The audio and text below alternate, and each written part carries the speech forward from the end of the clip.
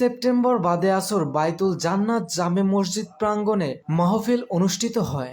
মাওলানা আব্দুল হোসাইন এর সভাপতিত্বে প্রধান আলোচক হিসেবে উপস্থিত ছিলেন আন্তর্জাতিক ইসলামী বিশ্ববিদ্যালয়ের Quranic science and Islamic studies বিভাগের অধ্যাপক ডক্টর আলী হুসাইন। বিশেষ আলোচক হিসেবে উপস্থিত ছিলেন সীতাকুণ্ড কামিল এম.এ. মাদ্রাসার সহকারী অধ্যাপক মাওলানা আনোয়ার হোসাইন। আলোচনায় বক্তা বলেন, মানবীয় যাবতীয় গুণ তার পরিপূর্ণতা নিয়ে সরলকলায় পরিপূর্ণ হয়ে একেবারে শেষ সীমানায় পৌঁছে গেছেন। বলেন সৌন্দর্য, সেই সৌন্দর্য আল্লাহ সুবহানাহু ওয়া তাআলা আমাদেরকে সুযোগ করে দিয়েছেন।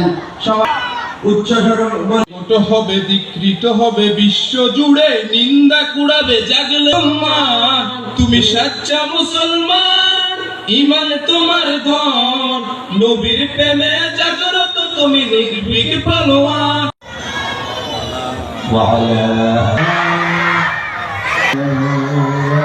সাহেব আমাদের প্রধান মেহমান হিসাবে উনি এশারের নামাজের পর থেকে ওনাকে আমরা ইনশাআল্লাহ যতক্ষণ উনি পারেন ততক্ষণ আপনাদের খেদমতে হাজির থাকবে। কাউন্সিলর নির্বাচিত হলে এই এলাকার মানুষকে আল্লাহর কোরআন দিয়ে ফয়সালা করে জীবনটা সুন্দর করে পরিচালিত করবে, ওইরকম একজন মানুষ আপনারা চান কিনা? আমরা সবাই চাই, কিন্তু একজন যদি এরকম যোগ্য না থাকে আমাদের এই চাওয়ার কোনো মূল্য আছে? যদি এক হতে হয় এই কোরআন দ্বারা সুসজ্জিত, যাই বলি বুঝায় দেয়, বুঝলো কিনা সেটা আবার শুনতে চাই, একটু প্রশ্ন করি, জিজ্ঞাসা করি, জিজ্ঞাসা করলে ওনারা যখন বলে হ্যাঁ, তখন মনে হয় বুঝতে পেরেছি। এটাতে আপনারা বিরক্ত হবেন? তাহলে আমার সাথে আপনারা কথা বলবেন ইনশাল্লাহ। আলহামদুলিল্লাহ।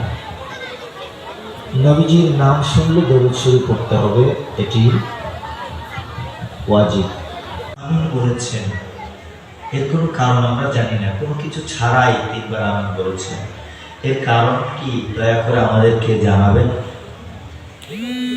মাহফিল শেষে বাংলাদেশ ছাত্র জনতার বৈষম্য বিরোধী আন্দোলনের নিহতদের আত্মার মাগফিরাত কামনায় এবং যারা আহত হয়েছেন তাদের নিহত শহীদদের আত্মার মাগফিরাত কামনায় এবং যারা আহত হয়েছেন তাদের সুস্থতা কামনায় দোয়া মোনাজাত করা হয়।